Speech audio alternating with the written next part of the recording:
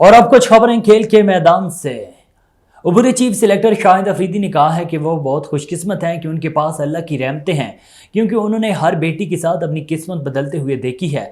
एक इंटरव्यू के दौरान शाहिद अफरीदी ने कहा है कि हमारे पठानों के ख़ानदानों में भी कहा जाता है कि बेटा नहीं है तो तावीज़ बनाओ, लेकिन मैं इन चीज़ों के सख्त खिलाफ हूँ। अल्लाह ताला कुरान में फरमाता है कि मैं जिसको औलाद दूँ तो ये कहता हूँ कि बाप की फ़िक्र न करो, बाप का सहारा मैं बनूँगा। उन्होंने कहा है कि मेरी एहलिया भी बेटी की कमी महसूस करती थी, लेकिन इन्हें कभी फ़िक्र इसलिए नहीं हुई कि उनका शौहर मुतमिन है। एहलिया को पता है कि मैं अपनी बेटियों से बहुत खुश हूँ, उन्हें मोहब्बत देता हूँ, इसलिए मेरी एहलिया भी काफ़ी मुतमईन है।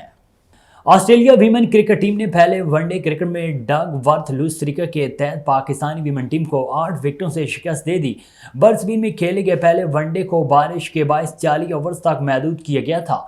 पाकिस्तानी वीमेन टीम पहले बैटिंग करते हुए 8 विकेटों के नुकसान पर 160 रन बना सकी।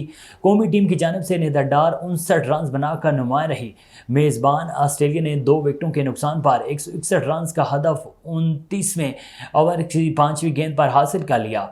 फूबी लीचफील्ड ने 78 रन और कप्तान मैग लेनिंग ने 87 रन की इनिंग्स खेली। 3 मैचेस पर मुश्तमिल सीरीज का दूसरा वनडे 18 जनवरी को बर्सबीन में ही खेला जाएगा।